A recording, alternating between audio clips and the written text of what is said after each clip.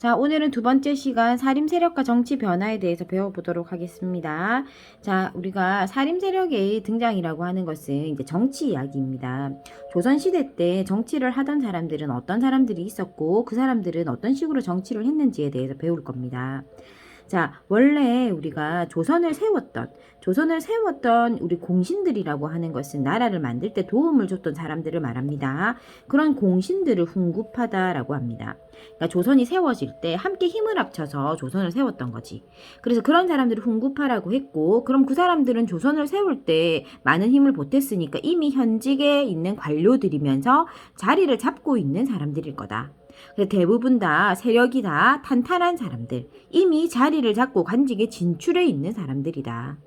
자, 그랬는데 이제 서서히 젊은 세력들이 지방에서 등장하기 시작합니다. 지방에서 자신들만의 학문을 연구하면서 과거 제도를 통해서 이제 중앙으로 진출하는 사람들이 생기는 거야. 그런 사람들을 우리는 사림이라고 해. 자, 그런데 이제 훈구 세력들이 이미 권력을 이미 다 독점하고 있다 보니까 사림은 훈구를 비판하면서 등장할 수밖에 없겠지. 그지? 왜냐면 관직의 수는 제한적일 거야. 우리가 지난 시간에 1교시 때 배웠던 관직은 뭐 의정부와 육조, 그 다음에 뭐 여러 가지 지금 뭐 삼사라든지 이런 여러 가지 기관들이 있긴 했지만 그들의 관직의 수는 제한적일 거 아니야. 그지? 뭐 의정부를 갖다가 뭐 10명씩 둘 수는 없을 거 아니야. 그지? 그리고 육조도 뭐 10명씩 둘 수는 없을 거고. 자, 그래서 선생님이 말하고자 하는 어떤 포인트가 무엇인지 알겠죠? 자, 그러면 관직의 수는 제한적인데 관직의 수는 많지가 않아. 그럼 관직의 수는 제한적인데 이미 그 제한적인 관직은 누가 딱 차지하고 있다라는 거야. 훈구가 차지하고 있는 거야. 이미 훈구가 차지하고 있는데 그거를 갖다가 사림이 들어와서 빼앗아서 자기들이 그 자리를 깨차려고 하니까 훈구하고 사림은 서로 대립할 수밖에 없는 거지. 그지? 관직을 둘러싸고 훈구와 사림이 대립할 수밖에 없더라. 자, 이렇게 둘이가 대립하는 것을 우리는 사화라고 합니다. 훈구와 사림이 대립하는 것을 사화라고 한다. 사화는 무려 4차례나 일어납니다. 자, 그냥 뭐 대립하는 것이 서로를 비판하는 정도로 끝나는 것이 아니라 나중에는 서로가 죽고 죽여서 서로를 아예 정치판에서 몰아내는 그런 식으로 진행되게 됩니다. 그래서 처음에 무오사화, 그 다음에 갑자사화, 그 다음 기묘사화, 그 다음 을사사화 해서 4차례의 사화가 일어나게 되는데 이 4차례의 사화는 학교마다 어떤 조금 약간 특이점이 있습니다. 사화를 이름만 언급하시는 분도 계시고 아니면 이 사화 중에서 한 2가지 정도만 뽑아서 자세한 설명을 하시고 시험에 내시는 분도 계십니다. 자, 그래서 자신의 어떤 학교의 특징을 보시고 선생님께서 어떻게 하시는지를 보시고 자세하게 공부를 하는 게 좋을 것 같습니다. 일단 선생님은 간단하게 언급을 할게요. 자, 무오사화는 왜 일어났냐 하면 연산군이라는 임금님이 계셨을 때 훈구파가 이제 사림이 막 성장해가지고 이제 막 이 사람들이 이제 사림 세력들이 똑똑하긴 했겠지. 그래서 지방 세력 지방이지만 열심히 공부를 해서 과거제를 패스하고 올라오는 젊은 세력들이 똑똑하긴 했을 거야. 그러니까 그 사람들이 위협이 됐을 거란 말이지. 훈구파 입장에서는. 그래서 훈구파는 사림을 좀 찍어내야 되겠다라고 생각을 하고 자, 사림의 순회였던 김종직은 사림의 대장이야. 자, 그래서 사림의 대장이었던 김종직이 예전에 조이제문이란 책을 쓴 적이 있었던 거야. 그래서 이제 그거를 찾아와가지고 이 조이제문이라는 책이 연산군 너를 욕하는 책이다라고 이야기를 하면서 이제 살인들이 연산군을 반대하는 세력인 것처럼 모략을 꾸민 거야. 그래서 연산군 때 살인들이 대거 찢겨나가는 사건이 생기는데 그게 무오사화야. 자, 그 다음에 이제 갑자사화는 역시나 연산군 때다. 자, 자신의 어머니, 연산군의 어머니를 폐위했다라는 건 뭐냐면 왕비에서 물러나게 만든 사람들. 그러한 사람들을 연산군이 이제 복수를 하기 위해서 제거를 했는데, 훈구와 사림이 이때 모두 피해를 입게 됩니다. 자, 그래서 이제 갑자사화가, 그 사건을 갑자사화다라고 이야기합니다. 자, 그리고 그 과정에서 이제 훈구가 연산군을 몰아내고 중종이라고 하는 새로운 임금님을 세우게 됩니다. 그러면 훈구가 중종이라는 임금님을 세웠으니까 역시나 훈구의 세력이 기세등등했겠죠. 왜냐면 임금님을 만들었으니까. 자, 그럼 이제 그때 이제 그런데도 이제 중종 때 중종은 특이하게도 자신을 세워줬던 밀어줬던 훈구파보다는 좀 더 새로운 세력, 즉 훈구파를 견제할 세력이 필요했던 거야. 왜 그랬을까? 자신을 임금으로 세워줬지만 그 임금으로 세워준 훈구파가 중종을 자기들 마음대로 그냥 좌지우지하고 싶었겠지. 그지? 그러면 중종의 입장에서는 제대로 된 왕권을 강화하는 정치를 할 수 없다라고 판단한 거야. 그래서 훈구를 견제할 만한 새로운 세력이 필요했고, 그래서 중종은 사림을 끌어들여서 훈구를 견제하면서 왕권을 강화하려고 노력했겠지. 자, 그때 중종은 사림의 순회였던 조광조라고 하는 사람을 아주 초기합니다. 이 조광조라는 분이 굉장히 똑똑하신 분이거든요. 그러다 보니까 조광조와 이야기를 나누고 정책을 이야기하고 하는 것들에서 젊은 임금이었던 중종은 이제 그런 정치적인 매력을 느꼈던 거야. 그래서 조광조가 사림의 순회니까 조광조가 추천하는 사림들이 대거 정계에 등용되었을 거야. 그래서 훈구는 이제 견제의 대상이 되고 조광조를 비롯한 사림 세력들이 정치에 대거 들어오게 됩니다. 그래서 뭐 현량가를 실시한다, 뭐 거짓으로 자신들의 공훈을 했던 훈구파들을 삭제한다 이런 말들이 나오지. 자, 그럼 이제 가만히 있을 훈구가 아니지, 그지? 자, 그래서 이제 기묘사화가 발생합니다. 훈구가 모략을 해서 예전 주초위양이라고 하는 나뭇잎에다가 조씨의 성을 가진 사람이 왕이 된다라는 것을 꿀로 써가지고 궁궐에다 막 뿌려.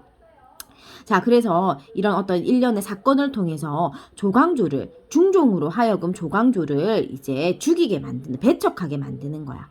그러면 조광조가 떨어져 나간다. 그러니까 중종의 입장에서는 자신도 반란을 일으켜서 연산군을 몰아내고 왕이 된 사람이야. 그러니까 다른 사람도 자신을 몰아내고 왕이 될 수 있다는 생각을 항상 가지고 있었던 거야. 자, 그래서 조광조가 너무 똑똑하니까, 그리고 신망이 높아. 선비들이 조광조를 굉장히 총애하고 따른단 말이야. 그러니까 이제 조광조가 약간 두려움의 대상이 되기도 했던 거야. 자, 그런데 이제 조광조가 왕이 될지도 모른다라는 그런 이제 훈구파들의 괴략에 빠져서 사림을 대거 찍어내는 사건이 발생하는데 그게 기묘사화입니다. 자, 그 다음에 이제 을사사화는요.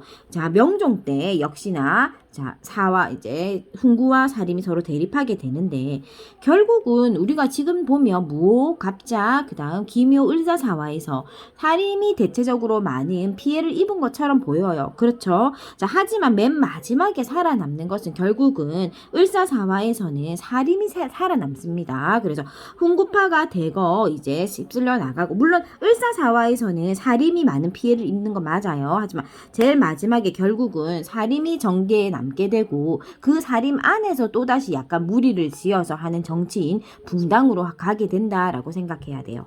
그래서 좀 단순화시켜서 얘기해 보자면, 자, 훈구파가 개국 공신이었고 훈구파가 처음에 관직을 독점하고 있었는데 여기에 새로운 세력인 사림이 등장하면서 이 둘은 서로 싸우게 되었다. 그걸 사화라고 하고 4번이나 싸웠다. 하지만 그 4번의 싸움에서 결국에 승자는 누구였다라는 거지? 사림이 승자였다.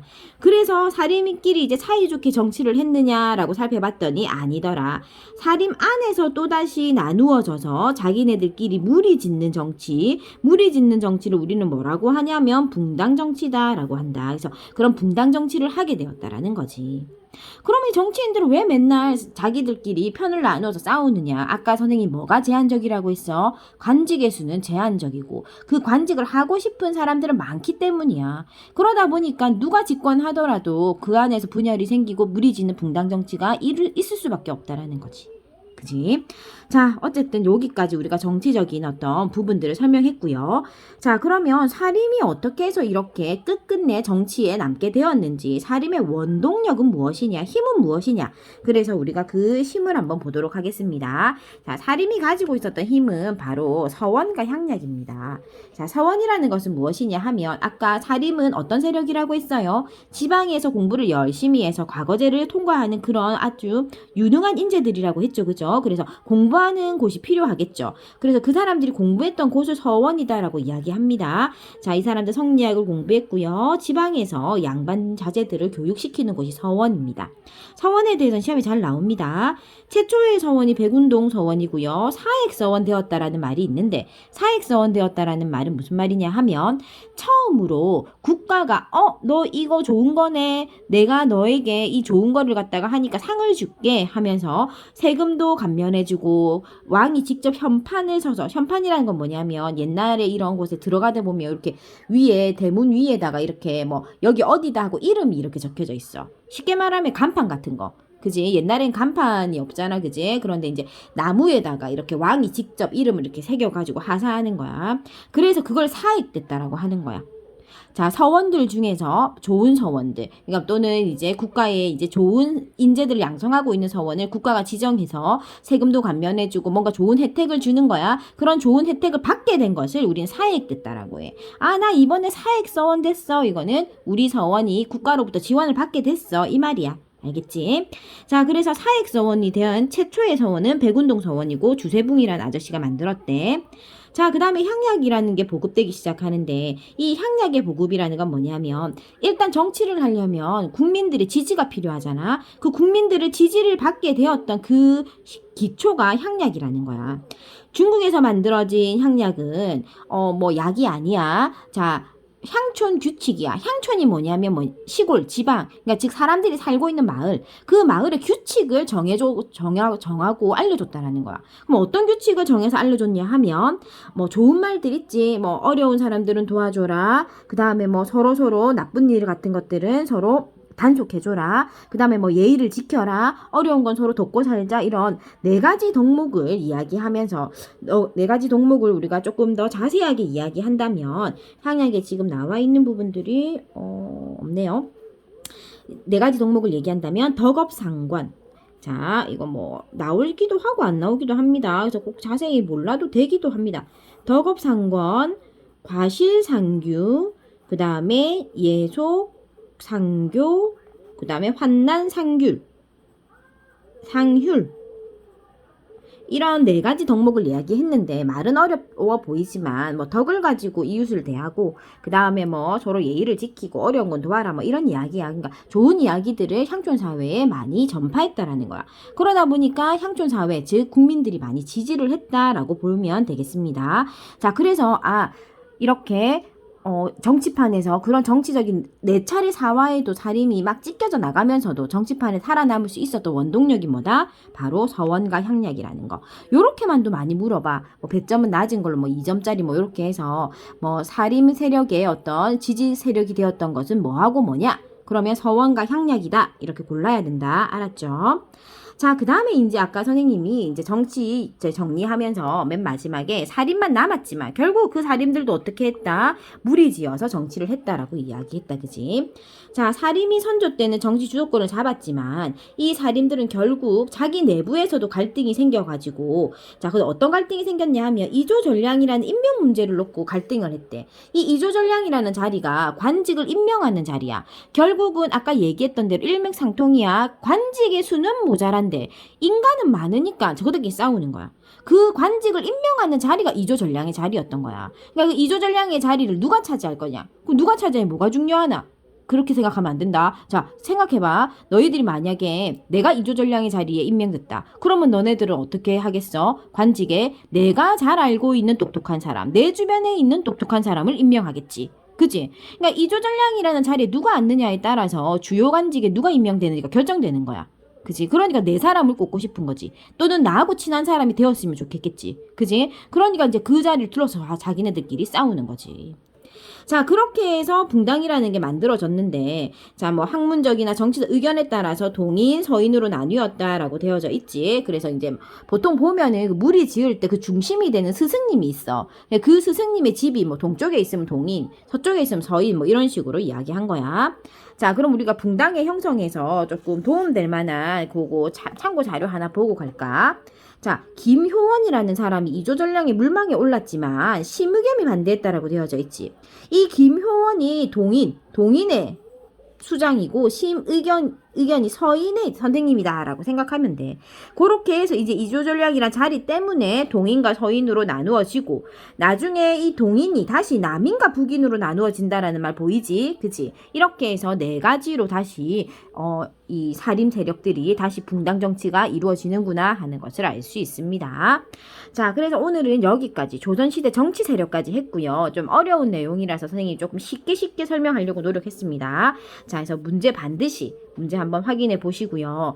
시간을 내서 선생님 문제풀이도 해줄 수 있으면은 이번 시험에 좀 해보려고 노력은 할 건데 지금 3학년들 시험이 빨리빨리 돌아오기 때문에 이제 심지어 9월 말부터 지금 시작되죠. 그죠? 그래서 지금 사실 진도 영상을 지금 촬영하기가 빠듯해서 문제풀이까지 해줄 수 있을지 모르겠지만 가능하다면 한번 또 노력은 해보도록 하겠습니다. 자, 어쨌든 진도 영상은 빠뜨리지 않고 9월 말 전에 다 완료할 수 있도록 노력해 보겠습니다. 그래서 여러분도 열심히 공부하세요. 자, 그러면 다음 영상에서 보겠습니다.